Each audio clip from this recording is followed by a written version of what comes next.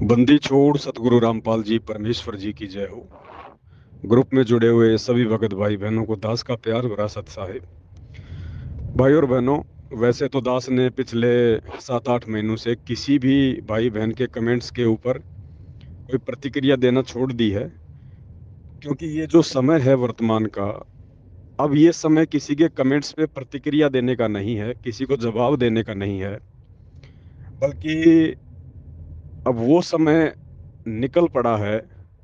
अब यदि हमने अपने आप को परमात्मा के ज्ञान आधार से नहीं संवारा, अपने आप को परमात्मा के वचन पर नहीं चलाया, परमात्मा के सत्संगों के आधार से यदि हम एक नेक और सुयोग्य भगत नहीं बने, तो आने वाले थोड़े समय में जब ये बैटरी डिस्चार्ज हो जाएगी, जो हमने परमात्मा की भक्ति करके अर्जित की हुई है, उसके बाद में क्या बनेगी, इसका तो सोचकर भी रूह कांपती है, क्योंकि आने वाला समय कितना भयंकर है, कितना विनाशकारी है, किसी से छुपा हुआ नहीं है। ये कमेंट्स जो किया गया है इस ग्रुप में, ये मुरादाबाद से पवन दास जी हैं। और थोड़ा सा दास आपको इनका हिस्ट्री बता देता है, क्योंकि अब क्या होगा, एक साध संगत ही ऐसा एक मंच है जो परमात्मा के सच्चे मुच्चे भगत हैं। अब इन साध संगत वाले भाई बहनों को काल किसी न किसी प्रकार से नीचे गिराने का प्रयास करेगा। उनके मन में तरह तरह की अटपट पैदा करके, शंका पैदा करके, शक पैदा करके, झूठी बातों को लेके, मनगढ़ंत बातों को लेके वो शंका पैदा करने का प्रयास करेगा।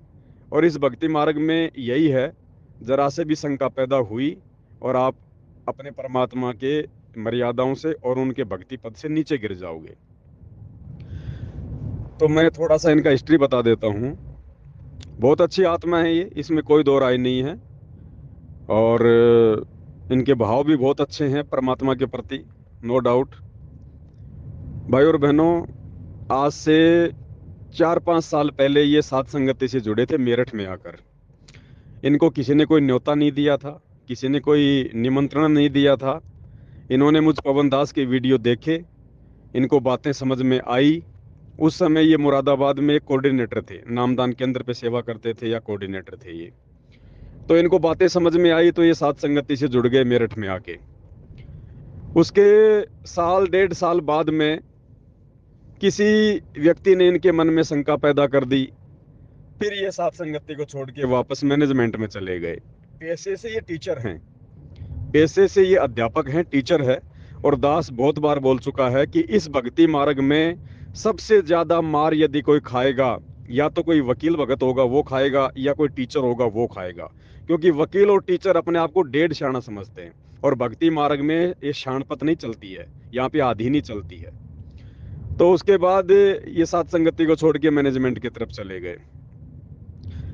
1-1.5 साल के बाद में फिर ये वापस साध संगति में आ गए कि भगत जी मेरे से बहुत बड़ी गलती हो गई, भगत जी मैं तो उनके चक्कर में आ गया था, मेरे पे तो मालिक ने फिर से दया कर दी, मैनेजमेंट तो बिल्कुल ही नीचे गिरा हुआ है, मर्यादाओं में बिल्कुल नहीं है, गुरु जी को भगवान नहीं मानता। इनके घर पे तकरीबन 5-6-7 संगतियां भी हुई हैं बड़ी बड़ी। तो फिर वापस ये साथ संगति में जुड़ गए। तो हमें तो कोई दिक्कत नहीं है, कोई आओ कोई जाओ, अच्छी बात है, कोई आएगा अपने लिए आएगा, जाएगा अपने लिए जाएगा। ठीक है जी। अब क्या हुआ, मुरादा यहाँ पे कहाँ थी सात संगति है, बुलंदशहर में। हाँ बुलंदशहर में सात संगतियां होती थी। तो दास जो है मतलब जेल चला गया था, जेल से दास वापस आ गया था, फिर एक छोटी सी सात संगति वहां परमात्मा ने रखवाई। अब दास उस सात संगति में गया, उससे पहले ये पवन दास भगत जी वहां पे भक्तों को लेक्चर दे रहे थे। और इन्होंने भक्तों के बीच में बैठ के कहा कि ये परमात्मा, मेरी भी परीक्षा जयपुर वाले पवन दास की तरह लो, हे परमात्मा हमारे भी पवन दास की तरह परीक्षा लो। तो परमात्मा तो सबकी इच्छा पूरी करता है। भाई साहब के पास में 2 घंटे बाद ही फोन आ गया मुरादाबाद से, पुलिस थाने से, कि साहब तुरंत आ जाओ यहाँ पे, आप क्या नौटंकी कर रहे हो, क्या नाटक कर रहे हो, कौन है ये पवन दास जयपुर वाला, आप क्या उसका साथ दे रहे हो। क्योंकि मैनेजमेंट वाले थाने में पहुंच गए, थाने से इनको फोन करवा दिया, मैनेजमेंट ने उनको पैसे दे दिए होंगे थाने वालों को। 2 घंटे बाद मुरादाबाद से फोन आ गया ये मुरादाबाद वापस पहुंचे और वहां इनको डरा दिया गया, इनको धमका दिया गया, क्योंकि ये सरकारी नौकर हैं। और जहां तक दास को सूचना मिली थी, इस भाई साहब की वहां पे पिटाई भी हुई है थाने में, और इसको डरा दिया गया, इसको धमका दिया गया। और ये अपनी नौकरी के डर से, इसको पवन दास से कोई ऑब्जेक्शन नहीं है। ये पवन दास में रत्ती भर भी खोट नहीं निकाल सकता, रत्ती भर भी ना पवन दास के विचारों में रत्ती भर भी खोट निकाल सकता, ना ज्ञान आधार से ये हमारे को गलत साबित कर सकता। इसको डरा दिया गया और इसको लग गया डर अपनी नौकरी का।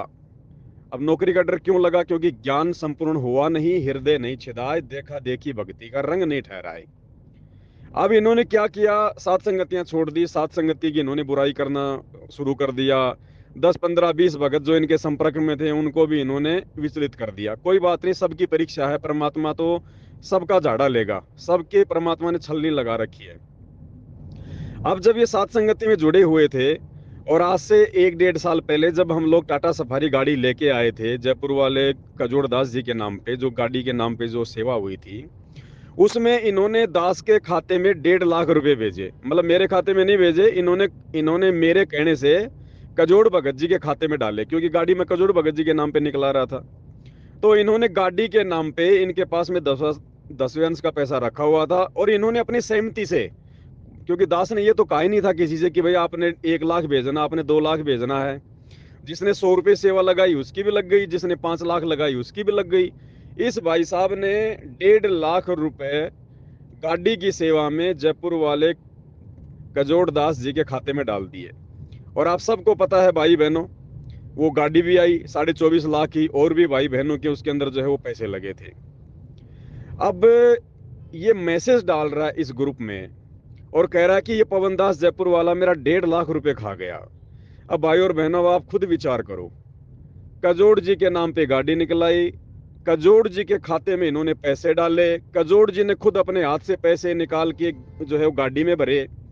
और अब आपको पता है कि पिछले 6-7 महीने पहले वो गाड़ी भाई बहनों वो चोरी भी हो चुकी है। वो एक कजोड़ दास गाड़ी को चोरी करके ले गया, और वो गाड़ी वो धनाना आश्रम में दे के आ गया। अब पवन दास के पास में क्या भाई? ना वो गाड़ी मेरे पास में है, ना वो पैसा मेरे पास में है। जिसके खाते में इसने पैसे डाले वो आदमी गाड़ी चोरी करके मैनेजमेंट को गाड़ी दे के आ गया। अब बताओ, ये भले मेरे पे लगा रहे हैं कि पवन दास मेरे पैसे खा गए। अरे तूने पवन दास के छोरे की शादी में दिए थे क्या भाई?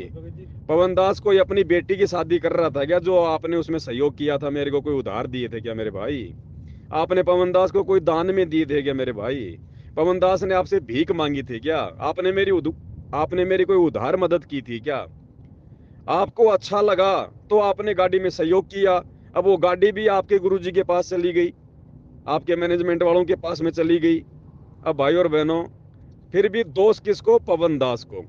अब इसी को कहते हैं काल प्रेरणा। मैंने आपको जो ये बातें बताई है मेरे इस ऑडियो में भाई और बहनों, मैं अपने पूज्य गुरुदेव सतगुरु रामपाल जी भगवान के चरणों की सौगंध खा के कहता हूँ। और आपको पता है कि मेरे लिए उनसे बढ़ के संसार में दूसरी कोई चीज नहीं है, ना बेटा बेटी संपत्ति माँ बाप को, कोई नहीं। मैं अपने गुरुदेव संत रामपाल जी भगवान के चरणों की सौगंध खा के कहता हूं, यदि मेरी इन बातों में रत्ती भर भी फर्क हो तो मेरी आज आज तक की जो भक्ति कमाई है, जो 10 साल की, वो मेरी भक्ति कमाई इस पवन दास के खाते में चली जाए। और यदि पवन दास यदि गलत है तो इसी प्रकार से सेम टू सेम ये ऑडियो बना के इस ग्रुप में डाल दे।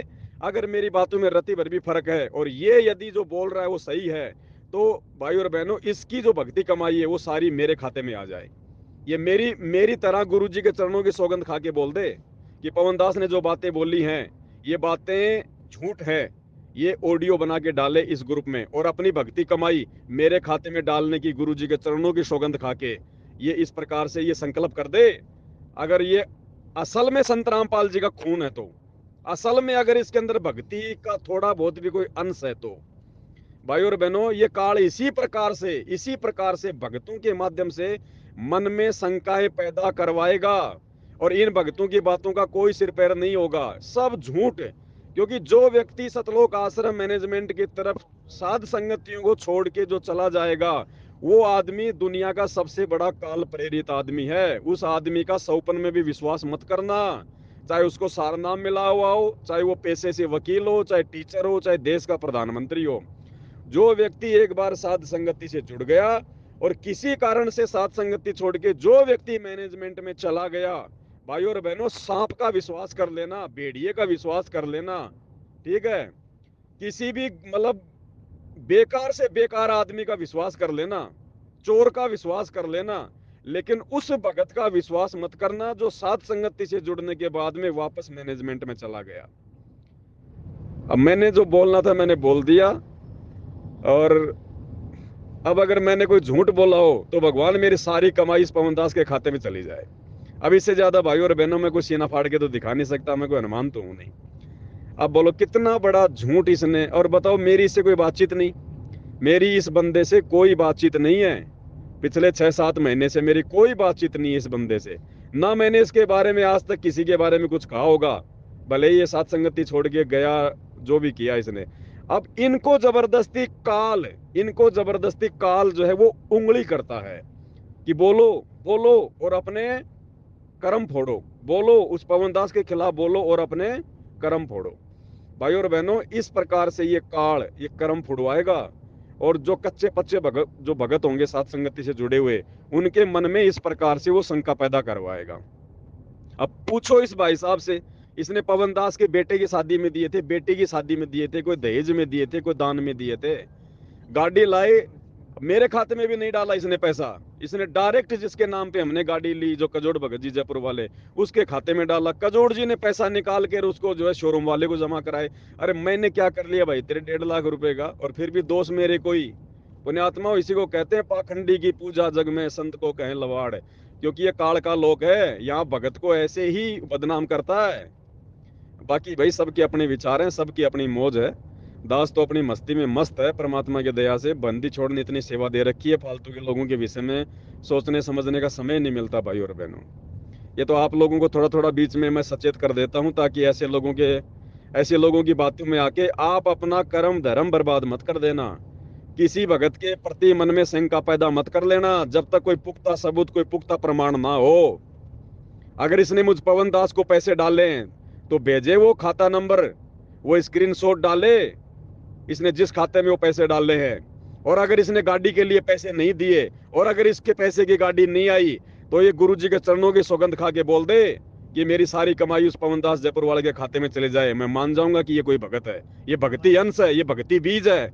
नहीं तो पक्का काल का दूत है भाई और बहनों, पक्का काल का दूत, इसमें कोई शंका नहीं है। और ये व्यक्ति डूब चुके हैं, मैं आपको रियलिटी बता रहा हूं, आज नोट कर लेना आप इन बातों को।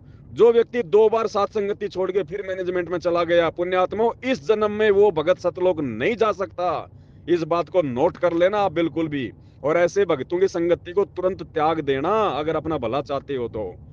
ये निष्पक्ष होके बिल्कुल ऐसे सीधम सीध चलने का मार्ग है।